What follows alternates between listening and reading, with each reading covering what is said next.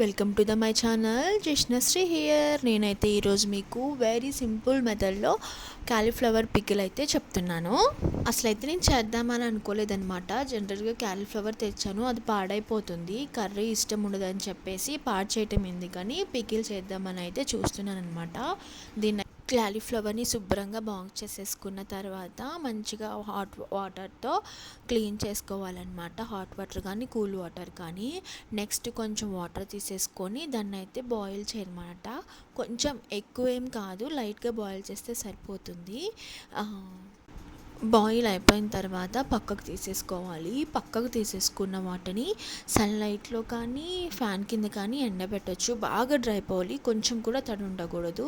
1/2 tea spoon జీలకర్ర, 1/2 tea spoon మెంతులు, 1/2 tea spoon ఆవాలు వేసి వేయించుకొని దంచుకోవాలన్నమాట బాగా.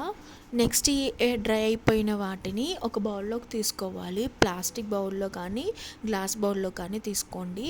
నెక్స్ట్ మనకి సరిపడా కారం, నేనైతే కొంచెమే కాబట్టి 3 స్పూన్స్ కారం వేసుకొని 1.5 స్పూన్ సాల్ట్ అయితే వేసుకున్నాను అనమాట. నెక్స్ట్ మనం వేపుకొని దంచుకున్న పౌడర్ ఉంది కదానండి, అది కూడా వేసేసుకోవాలన్నమాట. వేసేసుకొని ఆయిల్ సరిపడా వేసుకొని దాన్ని బాగా కలుపుకోవాలి. ఆయిల్ కూడా చూసి వేసుకోండి, ఎప్పుడు పికిల్లో ఆయిల్ ఎక్కువ ఉంటేనే బాగుంటుంది అనమాట. ఆయిల్ కూడా వేసుకొని బాగా కలిపేసుకోవాలి. ఇప్పుడైతే తాలింపులకి రెడీ చేసుకుందాము. తాలింపుల్లో మెయిన్ వెల్లుల్లి తరుగు అయితే వేసుకోండి, చాలా బాగుంటుంది స్మెల్ కానీ ఫ్లేవర్ కానీ. కొంచెం కరివేపాకు, ఎండుమిర్చి, తెలిసిందే కదా తాలింపులు అంటే, అవి వేపేసుకొని దాంట్లో వేసేసుకొని కలిపేసుకోవటమే. ఇది ఆరిపోయిన తర్వాత దానికి తగినంత పులుపు యాడ్ చేయండి, అంటే నిమ్మరసం యాడ్ చేసుకోవాలన్నమాట. తగినంత చూసి వేసుకోండి. మీరు చేసుకునే కాయని బట్టి, అంటే పికిల్ క్వాంటిటీ బట్టి, దాన్ని బట్టి నిమ్మరసం అయితే యాడ్ చేసుకోండి. నేనైతే చిన్న నిమ్మకాయ ఒకటైతే సరిపోయిందండి, నాకు ఒకటి సరిపోయింది.